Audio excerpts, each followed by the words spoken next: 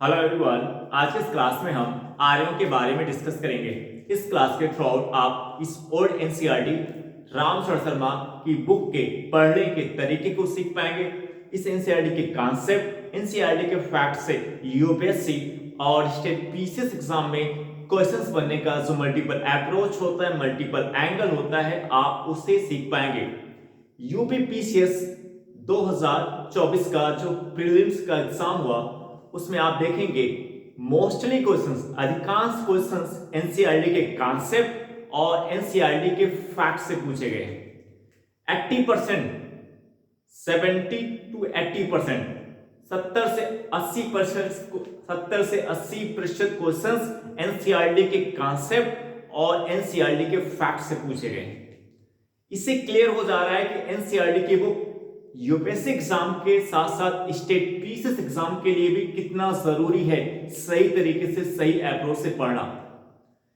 State PCS में इससे पहले की अगर हम एग्जाम की बात करें, इसके पहले के जो पैटर्न्स थे वहां पे मोस्टली बच्चे previous year question paper solve करके, लूसेंट पढ़ करके प्रीलिम्स एग्जाम को क्लियर कर लेते थे। लेकिन इस बार जो 2024 से एग्जाम हुआ है उस एग्जाम से एक पॉइंट क्लियर हो जा रहा है कि एनसीईआरटी की बुक स्टेट पीसीएस एग्जाम के लिए भी उतना जरूरी है जितना यूपीएससी एग्जाम के लिए भी होता है। अधिकांश क्वेश्चंस एनसीईआरटी के कॉन्सेप्ट और एनसीईआरटी के फैक्ट से पूछे गए। तो ऐसे में एनसीईआरटी की बुक के थोड़े अपने कॉन्सेप्ट को क्लियर करना, अपने बेसिक फाउंडेशन को मजबूत करना आपके लिए काफी ज्यादा जरूरी है। तो इसलिए आपको एनसीईआरटी के पढ़ने का जो सही अप्रोच हो आपको पता होना चाहिए। इस क्लास के थ्रू आउट आपको एनसीईआरटी पढ़ने का जो सही अप्रोच होता है वो आपको सीखने को मिलेगा। यदि आपको ओल्ड एनसीईआरटी, ये राम शरण शर्मा की जो बुक है, ये समझ में नहीं आती या आप इस बुक का शॉर्ट नोट्स नहीं बना पाते, तो इस समस्या का समाधान भी आपको इस क्लास के थ्रू आउट देखने को मिलेगा। यदि आप डेली बेसिस पे आप इस क्लास को फॉलो करते हैं और वीडियो के अंत तक आप बने रहते हैं। आज का जो फोकस पॉइंट होगा आर्यों के थ्रू आउट वो होगा भाषा और सोम की उपासना। क्वेश्चंस बनने का एक इंपॉर्टेंट एंगल है। आपको प्रीवियस ईयर क्वेश्चन पेपर के थ्रू आउट ही हमने आपको बताया था कि जो लैंग्वेज, जो भाषा होता है वो यूपीएससी और स्टेट पीसीएस एग्जाम में क्वेश्चंस बनने का एक इंपॉर्टेंट एंगल होता है। तो फोकस पॉइंट आज का क्या है? आर्यों के थ्रू आज का जो फोकस पॉइंट है वो आर्यों की भाषा। आर्यों की एक महत्वपूर्ण विशेषता क्या थी? आर्यों की भाषा। आर्यों की एक महत्वपूर्ण विशेषता उनकी क्या थी? भाषा थी। इन आर्यों की भाषा को हम प्रोटो इंडो ईरानियन या इंडो आर्यन भाषा के नाम से जानते हैं। इसकी जो टाइमलाइन है वो ईसा पूर्व 2200 के आसपास है। यदि हम बात करें पहला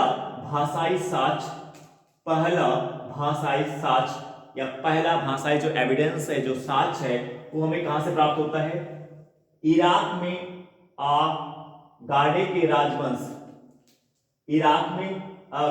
राजवंश के एक शिला पट पर प्राप्त होता है। पहला भाषाई साक्ष्य हमें कहां से प्राप्त होता है? इराक में आगाडे के राजवंश के एक शिला पट पर प्राप्त होता है, जहां पे हमें दो नामों का उल्लेख मिलता है। इस शिलापट पर हमें दो नामों का उल्लेख मिलता है। एक नाम है अरिसेना और दूसरा नाम क्या है? सोमसेना। आर्यों की भाषा के संबंध में अगर हम देखें तो जो पहला भाषाई साक्ष्य हमें प्राप्त होता है आर्यों की भाषा का जो पहला भाषाई साक्ष्य हमें प्राप्त होता है वो कहां से प्राप्त होता है? इराक में आगाडे के राजवंश के एक शिलापट पर प्राप्त होता है, जहां पे हमें दो नामों का उल्लेख प्राप्त होता है। इस शिलापट पर हमें दो नामों का उल्लेख प्राप्त होता है। एक का नाम अरिसेना और दूसरा नाम क्या था? सोमसेना था। अब यहाँ पे अगर आप देखें इराक की बात करें तो इराक जो शब्द है वो जियोग्राफी का टर्म है। इराक तो आपको पता होना चाहिए कि मैप में इराक कहां पे है। इराक यूरोप महाद्वीप में है कि एशिया महाद्वीप में है? तो आपको पता होना चाहिए कि इराक एशिया महाद्वीप में है कि यूरोप महाद्वीप में है। तो जो इराक है ये एशिया महाद्वीप में।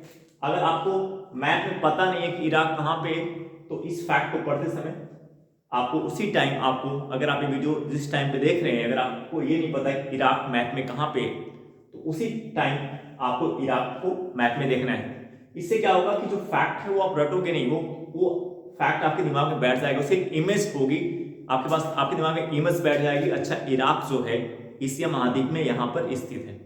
तो पढ़ने का तरीका आपको यही होना चाहिए, रटना नहीं है। कोई भी टर्म अगर आपको जियोग्राफी से रिलेटेड मिलता है, जियोग्राफी से संबंधित मिलता है, जियोग्राफी से रिलेटेड, तो आपको करना क्या है, उसी टाइम अगर आपको अगर वो जियोग्राफी से संबंधित है, भूगोल से संबंधित है और उसके बारे में आपको जानकारी नहीं है, तो उसी समय आपको मैप का प्रयोग करके उससे जानने का प्रयास करना चाहिए कि वो कहाँ पे स्थित है। इससे आपकी सेल्फ स्टडी करने का जो अप्रोच होगा वो आप सीख पाएंगे और सेल्फ स्टडी करने की आपकी आदत बनेगी। यूपीएससी एग्जाम में 92% बच्चों के फेल होने का, यूपीएससी और स्टेट पीसीएस एग्जाम में 90 से 92% बच्चों के फेल होने का कारण क्या है, सेल्फ स्टडी ना करना। सेल्फ स्टडी ना करना, क्योंकि बच्चे सेल्फ स्टडी करने से घबराते हैं, जैसे एक आलस होता है, आलस से छाया रहता है, सेल्फ स्टडी करने में उनको आलस आती है और ये फेलियर का सबसे बड़ा कारण होता है। तो आप इस तरीके से आप अपने अंदर सेल्फ स्टडी करने का एटीट्यूड भी ला सकते हैं। अब हम बात करेंगे कि आर्यों की भाषा, आर्यों की महत्वपूर्ण विशेषता क्या थी, उनकी भाषा थी, और इसके एविडेंस हमें कहां से प्राप्त होते हैं, अनातोलिया से प्राप्त होता है, अनातोलिया से प्राप्त होता है, अनातोलिया से प्राप्त होता है, अनातोलिया जिसे आज हम तुर्की के नाम से जानते हैं। अनातोलिया को वर्तमान समय में किस नाम से जाना जाता है, तुर्की के नाम से जाना जाता है।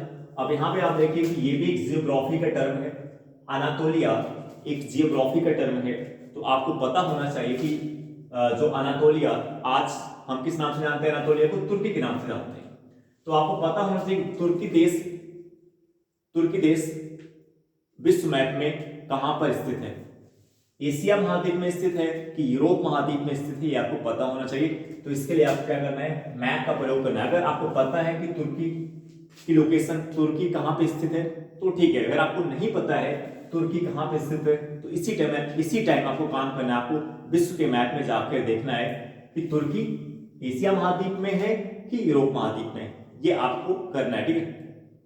या आप इसको एक पॉइंट को सेल्फ स्टडी के एंगल से देख सकते हैं, अपना खुद से एफर्ट कैसे लगाते हैं ये आप सीख सकते हैं। अगर आपको पता है तो ठीक है, नहीं पता है तो अपने अंदर इसी तरीके से सेल्फ स्टडी करने का अप्रोच लाए। इस क्लास के थ्रू आपको सेल्फ स्टडी करने का अप्रोच भी आपको पता चलेगा कि कैसे हम सेल्फ स्टडी कर सकते हैं, कैसे कुछ पॉइंट को हम खुद से एफर्ट लगा के सीख सकते हैं।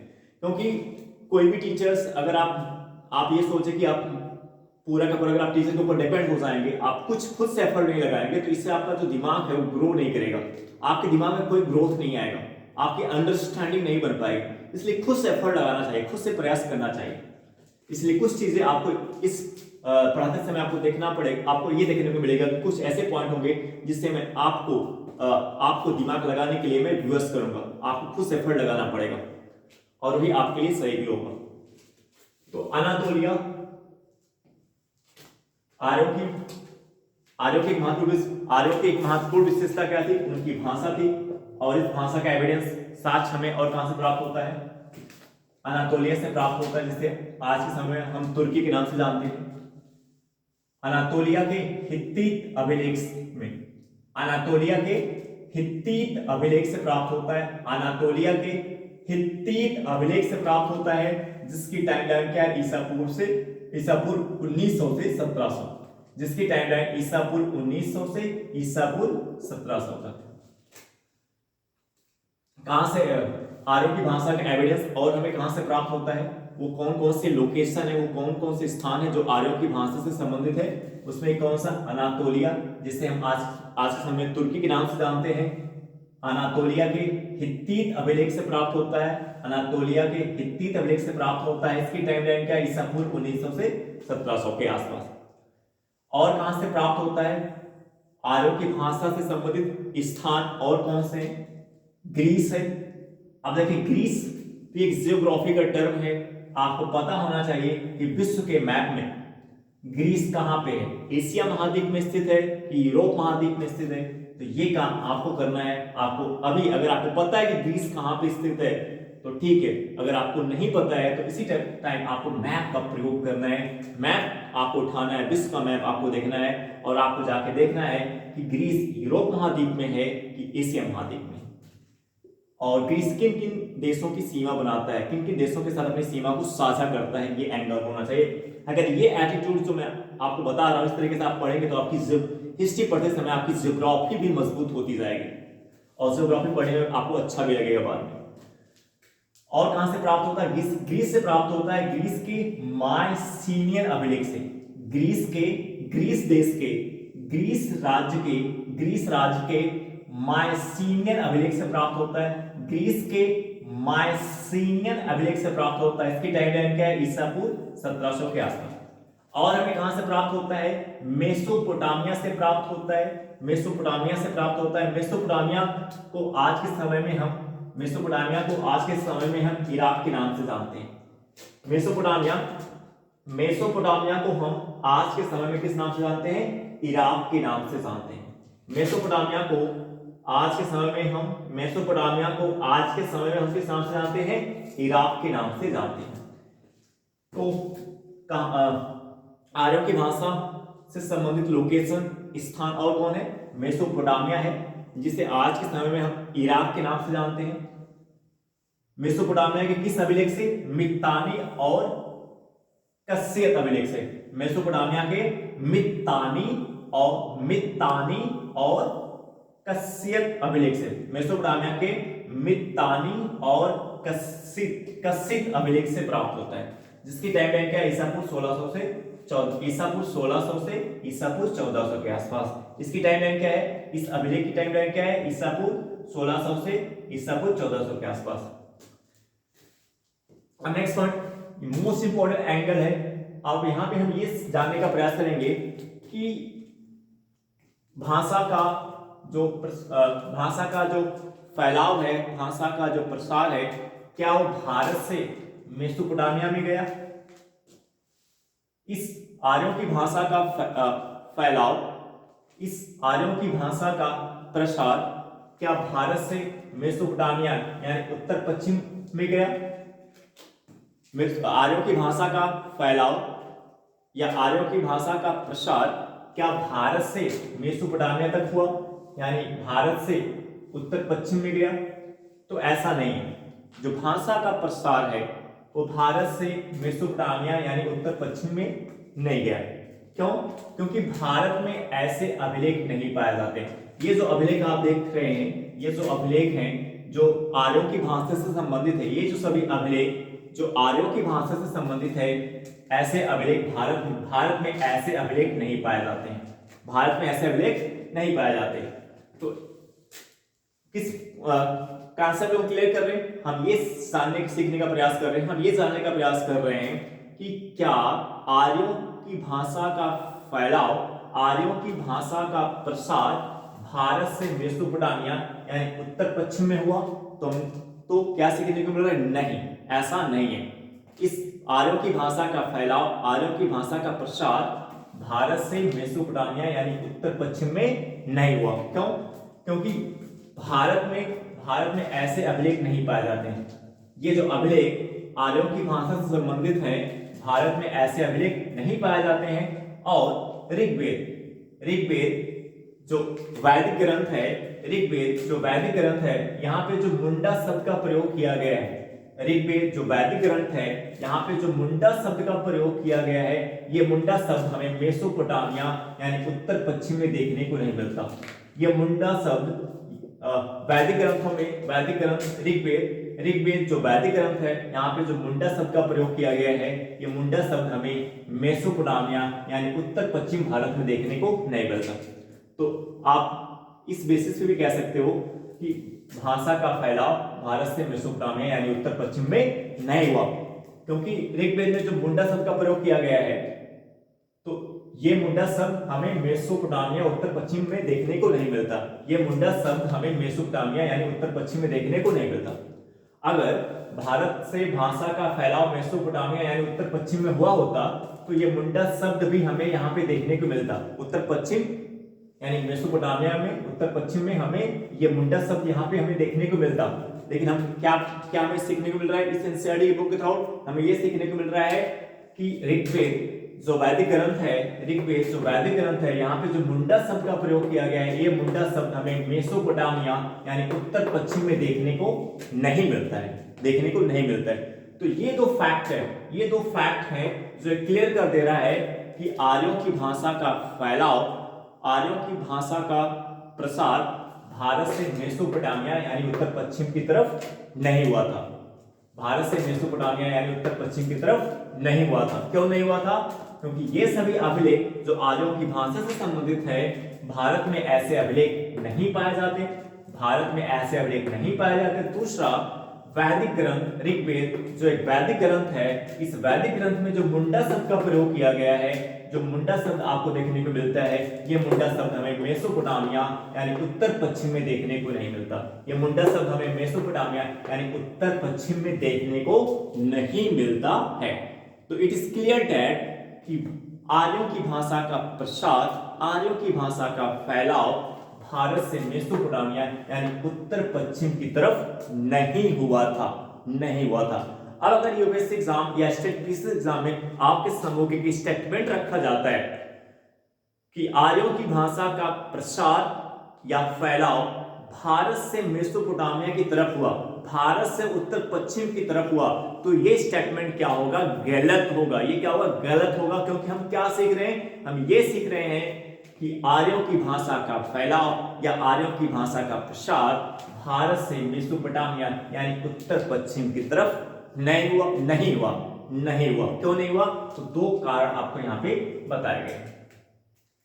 कुछ विद्वान आर्यों की भाषा को लेकर के, आर्यों की भाषा को लेकर के कुछ विद्वानों का कहना है, कुछ विद्वान इसके उद्भव को, आर्यों की भाषा के उद्भव को लेकर के, आर्यों की भाषा के उद्भव को, आर्यों की भाषा के उद्भव को लेकर के कुछ रूसी भाषाविदों का कहना है, आर्यों की भाषा के उद्भव को लेकर के कुछ रूसी भाषाविदों का कहना है, रूसी भाषाविदों का कहना है कि इसका उद्भव काकेशिया के दक्षिण में हुआ। कुछ रूसी भाषाविदों का कहना है, कुछ रूसी भाषाविदों का कहना है कि आर्यों की भाषा का उद्भव, आर्यों की भाषा का उद्भव काकेशिया, काकेशिया जो किस क्षेत्र में पड़ता है? रूस के क्षेत्र में पड़ता है। काकेशिया जो रूस के क्षेत्र में पड़ता है, काकेशिया के दक्षिण में हुआ।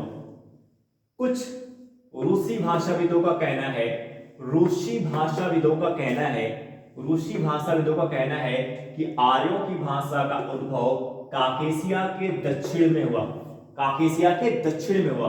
काकेशिया के दक्षिण में किन क्षेत्रों में? पूर्वी अनातोलिया में और मेसोपोटामिया में। काकेशिया के दक्षिण में हुआ, काकेशिया के दक्षिण में हुआ। तो काकेशिया के दक्षिण में किन क्षेत्रों में? पूर्वी अनातोलिया में और कहां पे? मेसोपोटामिया में। लेकिन यदि हम पूर्वी अनातोलिया की बात करें, जो रूसी भाषाविदों का जो दावा है कि इसका उद्भव पूर्वी अनातोलिया में हुआ, और ये किस बेसिस पे कह रहे हैं? क्योंकि इन रूसी भाषाविदों का कहना है कि अनातोलिया में कृषि विस्तार ने, अनातोलिया में कृषि विस्तार ने भाषा को फैलाया। इन रूसी भाषाविदों का दावा है, इन रूसी भाषाविदों का कहना है कि अनातोलिया में कृषि विस्तार ने भाषा को और क्षेत्रों में फैलाया। रूसी भाषाविदों का कहना है कि अनातोलिया में कृषि विस्तार ने भाषा को और क्षेत्रों में फैलाया, भाषा को और क्षेत्रों में फैलाया। लेकिन यदि हम शुरुआती चरण में आर्यों की भाषा से संबंधित तथ्यों को देखें तो हम पाते हैं कि कृषि से जुड़े शब्दों की कमी हमें प्राप्त होती है। यदि हम आर्यों की भाषा को लेकर के शुरुआती चरण में देखें, यदि हम आर्यों की भाषा को लेकर के यदि शुरुआती चरण में देखें तो हमें कृषि से जुड़े शब्दों की कमी, क्या है? कमी देखने को मिलती है। यदि आर्यों की भाषा के शुरुआती चरण में देखें तो हमें कृषि से जुड़े शब्दों की कमी देखने को मिलती है, जो इस बात का प्रमाण है कि इसका उद्भव, आर्यों की भाषा का उद्भव पूर्वी अनातोलिया नहीं हो सकता। जो इस बात का प्रमाण है, कृषि से जुड़े आर्यों की भाषा के शुरुआती चरण में हम देखें तो हमें कृषि से जुड़े शब्दों की कमी देखने को मिलती है। जो इस बात का प्रमाण है कि जो रूसी भाषाविद दावा कर रहे हैं कि आर्यों की भाषा का उद्भव किस क्षेत्र में हुआ, पूर्वी अनातोलिया और मेसोपोटामिया में, तो ये तर्कसंगत प्रतीत नहीं होता, क्योंकि शुरुआती चरण में आर्यों की भाषा में जो कृषि से जुड़े शब्द, हमें कृषि से जुड़े शब्दों की कमी देखने को मिलती है। जो इस बात का प्रमाण है कि ये जो पूर्वी अनातोलिया आर्यों की भाषा का उद्भव का क्षेत्र, ये कहना तर्कसंगत नहीं होगा। इस पूर्वी अनातोलिया को हम प्रारंभिक तौर पर, ये जो पूर्वी अनातोलिया है, यहाँ पे प्रारंभिक तौर पर अश्वपालन शुरू हुआ था। इस पूर्वी अनातोलिया को लेकर एक इंपॉर्टेंट फैक्ट ये है कि यहाँ पे प्रारंभिक तौर पर अश्वपालन शुरू हुआ था। तो कौन सा क्षेत्र है जहाँ पे प्रारंभिक तौर पर अश्वपालन शुरू हुआ था, वो कौन सा क्षेत्र है? पूर्वी अनातोलिया का क्षेत्र है। दूसरा पॉइंट, अगर हम इस रूसी भाषाविदों की बात को माने, यदि हम रूसी भाषाविदों की बात को मान लेते हैं कि पूर्वी अनातोलिया में आर्यों की भाषा का उद्भव हुआ, आर्यों की भाषा के उद्भव का क्षेत्र पूर्वी अनातोलिया है, यदि हम इस रूसी भाषाविदों की बात को मान लें कि आर्यों की भाषा का उद्भव पूर्वी अनातोलिया है, तो अगर पूर्वी अनातोलिया है तो यहां से ये भाषा पूरी तरीके से गायब क्यों हो गई? तो आर्यों की जो भाषा है वो पूर्वी अनातोलिया से पूरी तरीके से गायब क्यों हो गई? यदि हम इन रूसी भाषाविदों की बात को मान लें कि आर्यों की भाषा का जो उद्भव का स्थान है, आर्यों की भाषा के उद्भव का जो स्थान है वो पूर्वी अनातोलिया है, तो इस पूर्वी अनातोलिया से आर्यों की भाषा पूरी तरीके से गायब क्यों हो गई? इस पूर्वी अनातोलिया से आर्यों की भाषा पूरी तरीके से गायब क्यों हो गई? अब दो तथ्य यहाँ पे आपको ऐसे देखने को मिल रहे हैं जिससे क्लियर हो रहा है कि ये जो रूसी भाषाविद ये दावा कर रहे हैं कि पूर्वी अनातोलिया आर्यों की भाषा का उद्भव क्षेत्र है, ये तर्कसंगत प्रतीत नहीं होता। ये जो रूसी भाषाविदों का जो दावा है, जो रूसी भाषाविदों का एक कहना है कि आर्यों की भाषा का उद्भव का जो स्थान है पूर्वी अनातोलिया, ये तर्कसंगत प्रतीत नहीं होता। क्यों नहीं होता?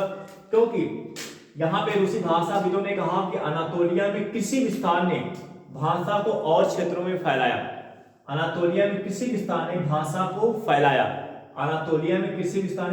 फैलाया। तो अनातोलिया में रूसी भाषाविदों का कहना है कि अनातोलिया में किसी विस्तार ने भाषा को फैलाया, लेकिन हम ये देख रहे हैं कि शुरुआती आर्यों की भाषा में हमें किसी शब्दों की कमी देखने को मिलती है। शुरुआती आर्यों की भाषा में हमें कृषि से जुड़े शब्दों की कमी देखने को मिलती है, जो इस बात का प्रमाण है कि पूर्वी अनातोलिया का क्षेत्र आर्यों की भाषा के उद्भव का क्षेत्र नहीं हो सकता।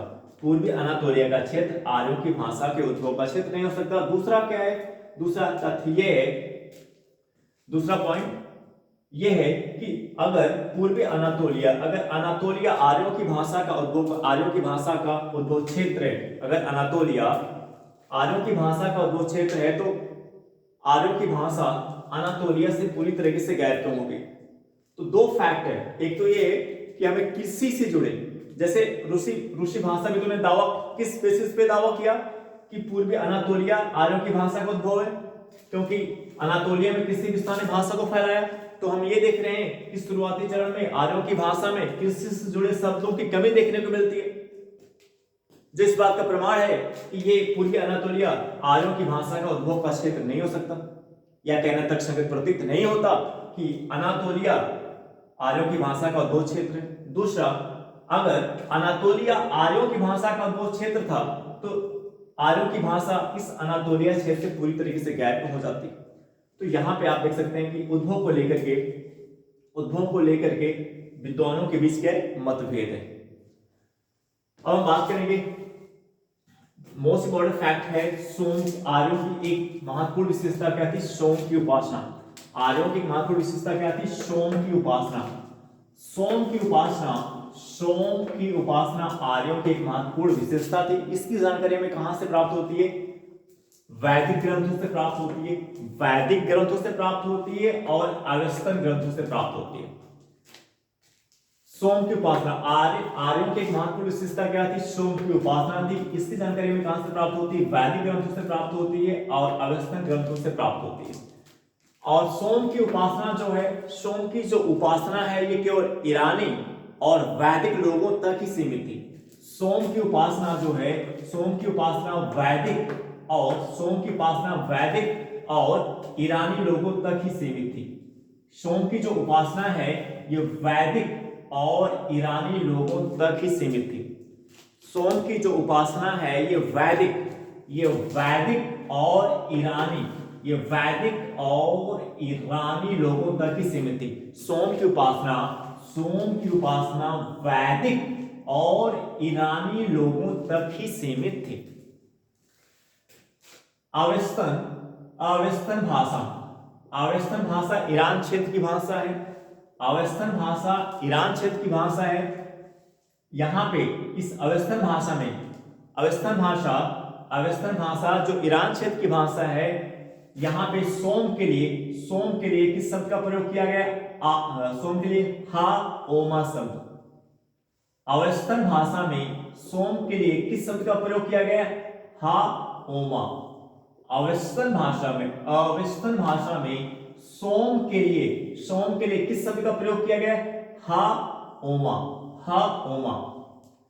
अवेस्तन भाषा में सोम के लिए किस शब्द का प्रयोग किया गया है? हा ओमा।